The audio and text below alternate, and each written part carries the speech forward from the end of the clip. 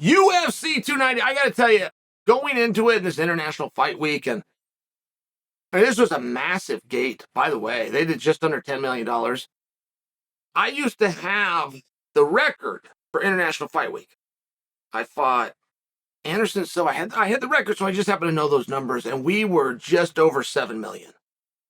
And I mean, that was the biggest fight at that time. So just tell you what a different time we're. Here we are 10 years later. This was not the biggest fight. This was not the biggest fight card. In fact, it was the most lopsided fight card. And this isn't according to me. Somebody put this up, but it's the most lopsided fight card pay-per-view history. It had the most lopsided fight in UFC history, which was the Bo Nickel fight. I'm talking about by the odds.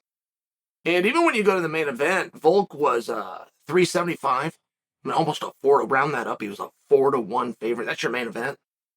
Your co-main event, I apologize, let's come down. The match that the people wanted to see, which was DDP versus Whitaker, but that was a 3-1 spread, and it went to the underdog. But it was a 3-1 spread. I'm just putting this in perspective for you. Like, when you look at that card, I think you come out and you go, wow, our sport, our industry, when you find that you did a $9.8 million game, you did 40% bigger than the biggest fight ever 10 years ago. I think it's a really interesting place, and I value that card. I remember a few days ago, and I remember it, though, in my heart and mind as the best event that I've seen this year. That's how I view that. And when I look back on it, I look back on what was the power and what was the emotion and what stayed with me. It wasn't a punch or a kick. And I just want to know if it was for you. Do you also agree that was a really great card? Do you also agree as a fan you're really glad you watched it? Have you discussed it with your friends? Have you gone to the interwebs and read have you enjoyed post UFC? If the answer is yes, and you're like me, you don't have that same opinion, you don't have that same emotion if it wasn't for Israel Adesanya. That event, which was awesome. The Dan Hooker fight, just for example, they were awesome. These were performances. There was guts, and there was grit, and there was skill. The Pantoja and Moreno fight. Some people say that's the greatest fight they've ever seen. That could be very personal. You might maybe like the big guys, something like this. I won't argue with you and make you think that's the greatest fight you've ever seen. It was the greatest display of martial arts we've ever seen in a fight, for damn sure. The event was still made by Adesanya. And I've only been to one other event ever like that. It just happened. It was a few months ago. It was a bare knuckle boxing. Conor McGregor came. And they had a buzz that night. It was a treat that night. He got in the ring. He faced off with Perry, which they're not even talking about doing a match. They were just having some fun, but they did it in front of the cameras. When the event was over, it was talked about. It was buzz. It was broken off into clips. And that's really interesting that Conor could make a night. He could make a night of fighting without fighting. It's a very interesting thing. And now you've got Adesanya that's done it.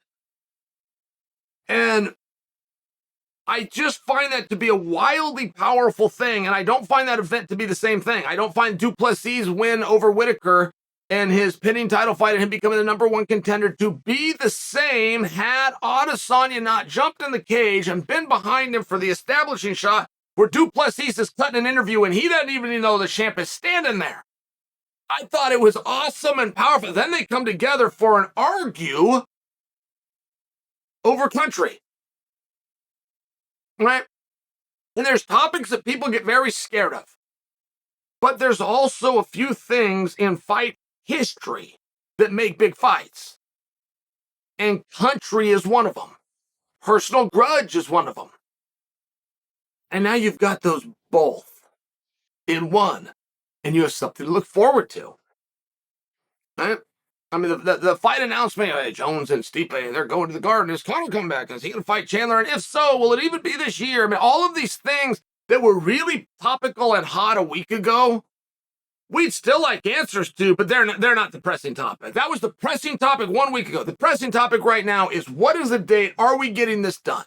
Du Plessis made interesting comments at the post-fight interview that didn't make it crystal clear. It didn't make it crystal clear that he was going to do the fight. Joe Rogan also made some comments during the fight that made it crystal clear that that is the fight. So, I mean, I'm just sharing for you that people are coming out and they're talking about this and they want some clarity, but that's the one. It's not about the testing pool and where's Conor going to go and how are we going to finish the Ultimate Fight. It's not. That was a week ago.